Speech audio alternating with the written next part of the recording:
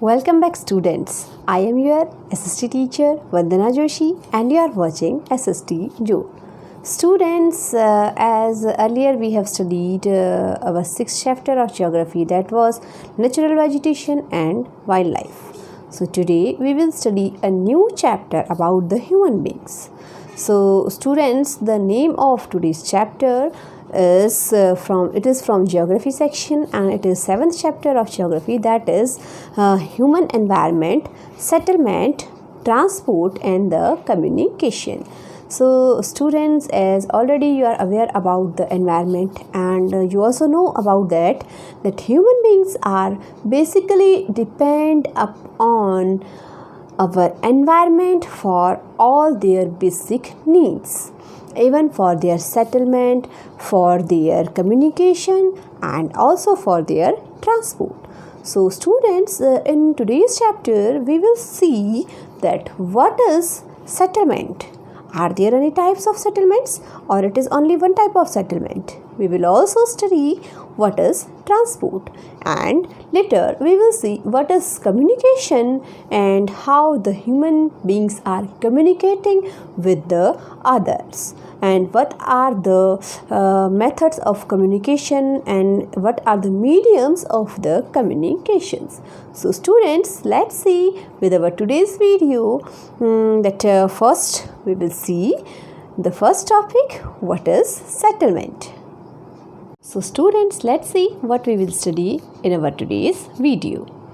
Students, in our today's video we will study few topics, in which first of all we will see what is settlement, in which we will study what is the history of settlement and what is the basic meaning of settlement.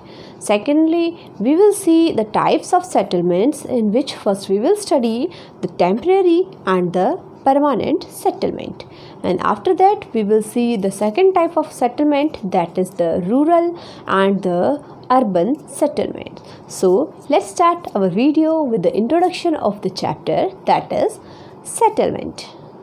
So students, here is a question that what is a settlement?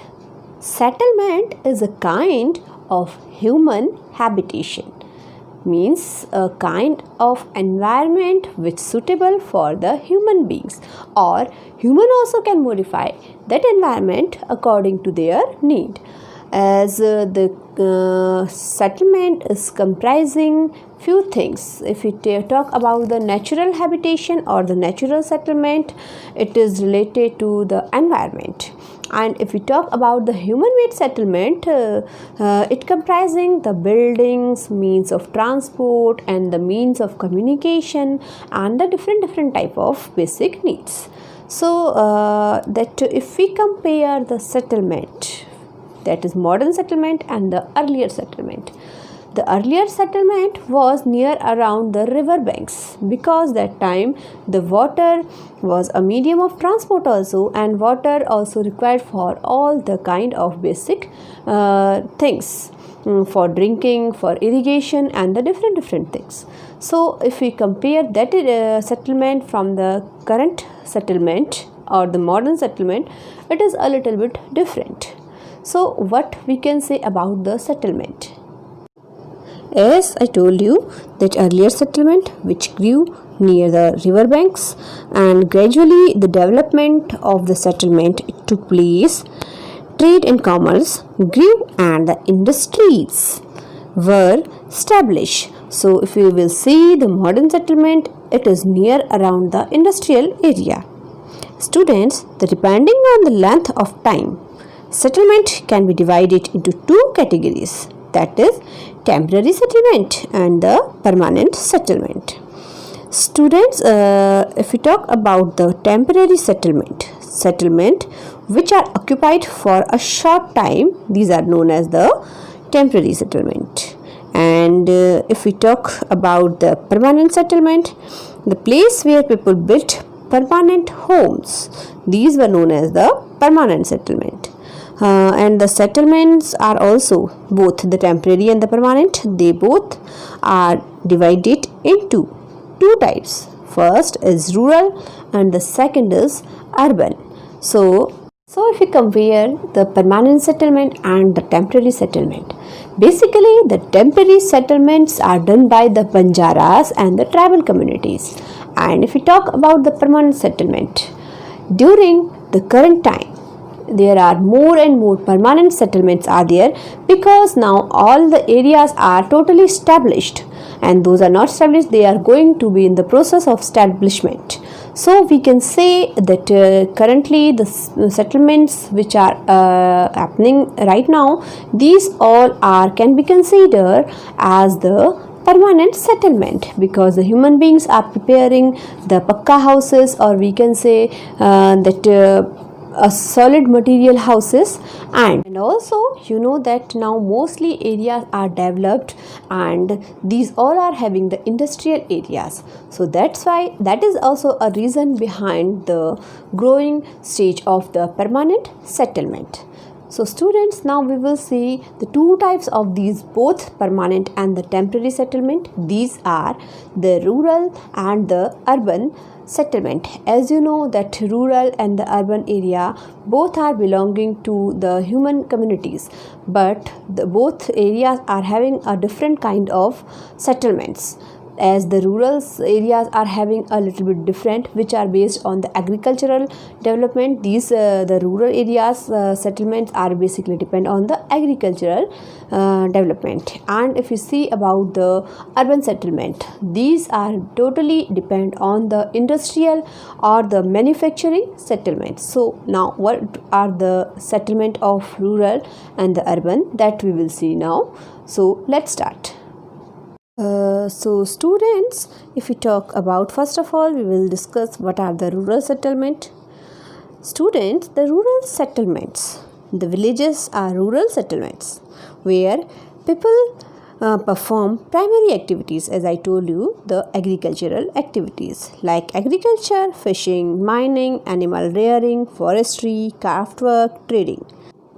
Rural settlement also can be divided into different categories, as the compact settlement, the dispersed settlement, linear settlement, and the radial settlement. As you can see in this picture, it is showing the all kind of settlement related to the rural settlement.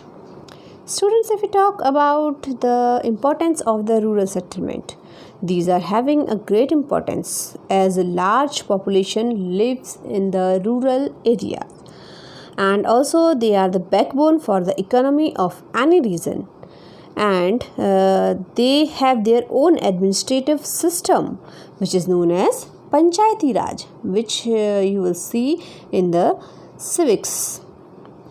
And also they have primary or high schools, markets, post office, and the banks. So if we see the rural settlements, these are also developed according to human needs, but basically these are for the primary activities, or we can say these are based upon the agricultural activities. Now let's see what is urban settlement. Students, the cities and towns, those are considered as the urban settlement, and they are much bigger in size than the rural settlement. Here, people are mostly engaged in non-agricultural activities such as trade, commerce, administration, transport, education, and the hospitals. And also one more important thing, that is the urban settlements are densely populated. In such areas the population is very high, and the urban areas also divided into several parts. First we can say the administrative towns. In the administrative towns we can include the centers of government and administration, as if we see in our country that New Delhi is the best example for that. And secondly we can say the defense town, and these towns where the military or the defense based activities are take place. And secondly the cultural towns are also there in our country. Many cultural towns are there like Pune, Madurai, Allahabad, and many are there where the all kind of art and the cultural activities are going on. And religious towns are also there in our country. These areas are related to the pilgrimage and the religious significance, as the Vrindavan, Ayodhya, Amritsar and many religious cities are in our country. Some areas are known as the industrial towns. If we see the industrial towns in our country, that is Jamshedpur and Jharkhand, because these areas are famous for their mining activities. And few areas are also known as the market towns and the resort towns. For market towns, what are the market towns? The centers of major business transaction and market for the various products. In our country, you have seen that Mumbai, Kolkata, Indore are the market towns. And what are the resort towns? If we see the resort town, which areas are especially those are attracting a number of tourists, these are known as the resort town. In our country, many hill stations are there like Ooty, Shimla, Darjeeling and few beaches are there, which are also known as the tourist place. These all are considered as the resort town. Students, here you have seen two types of settlement, that is permanent and the temporary settlement. You have also seen a kind of settlement, that is rural and the urban. So what are the permanent settlement in the rural areas? So if you see in the rural areas, if the settlement is depend upon the agricultural activities, because in the rural areas the agricultural activities are known as the settled activities. So these type of settlements are known as the permanent settlement. But if you will see the artisans work in the villages or in the rural areas, because basically these works are done by the Banjaras and the tribal communities, and they are not settling down in one such place. So these type of activities and these type of area we can consider as the temporary settlement, where all the Banjaras and the tribal communities are living. And if we see the urban areas, in urban areas basically more than 90% settlements are known as the permanent settlement. But if the peoples are coming in search of the some jobs and others from the other areas, so these type of settlement we can consider as the temporary settlements, because they are coming for their survival and for some monies. So these type of settlement we can consider as the temporary settlement in the urban areas. So students, today's topic is completed here. I hope you understood this. Here I am providing you few keywords which you have to note down in your notebook. In our next video, we will discuss about the transport and the communication in the human environment.